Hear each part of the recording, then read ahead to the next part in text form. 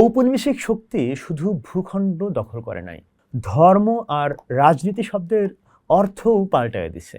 Well হাল্লাক যেমনটা দেখাইছেন, প্রাক আধুনিক শরিয়া ছিল বিকেন্দ্রীকৃত সাংবিধানিক অর্ডার বা সাংবিধানিক এক ধরনের বিধিবিধান। ঔপনিবেশিক রাষ্ট্র সেই দেশজ বা স্থানীয় অর্ডার সেগুলোকে ভেঙে সরায়ে কেন্দ্রীভূত কোড রাষ্ট্র বসায় দিছে বা রাষ্ট্রীয় কোড বসায় দিছে। এই চাপের ভেতর থেকেই ইসলামবাদ বা ইসলামিজম বের হয়ে আসছে।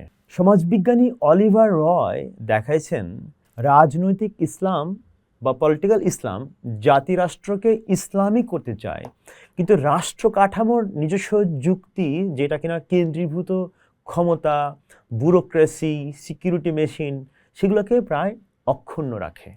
দুনিয়ায় পশ্চিমা ঔপনিবেশিক আধুনিকতার সঙ্গে মিল মোকাবেলা মুসলিম সমাজকে নতুন চৈতন্যের পর্বে আসলে নিয়ে আসছে। ইসলাম সম্পর্কিত বুঝ বোঝাপড়াও নতুন একটা পর্বে ঢুকছে পোস্ট কলোনিয়াল সময়ে। ধর্ম, দিন, ইসলাম, শরিয়া সব কিছুর বুঝ উপনিবেশ পূর্বকালে একরকম, উপনিবেশের পরের কালে সম্পূর্ণই অন্যরকম। এর মধ্যে জগতে ঘটে 9/11-এর ঘটনা।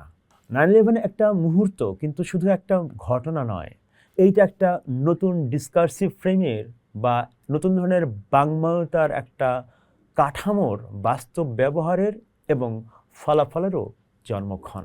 আফগানিস্তান এবং ইরাকে মার্কিন হামলার পর সন্ত্রাসের বিরুদ্ধে যুদ্ধ একটা বিশেষ যুক্তি তৈরি করলো বা যুক্তি হাজির করলো যে মুসলিম সমাজের ভেতরে এমন কিছু আছে যেটা সংস্কৃতিগত, ধর্মীয় এবং সভ্যতাগত, যা সহিংসতা উৎপন্ন করে। এইটা আর শুধু রাজনৈতিক বিশ্লেষণ ছিল না, এইটা একটা নতুন জ্ঞানতাত্ত্বিক কাঠামো হয়ে উঠছিল, যেখানে মুসলিম পরিচয় নিজেই ব্যাখ্যার বিষয় হয়ে পড়ল এবং সেই ব্যাখ্যার ভাষা মুসলিমদের হাতে ছিল না।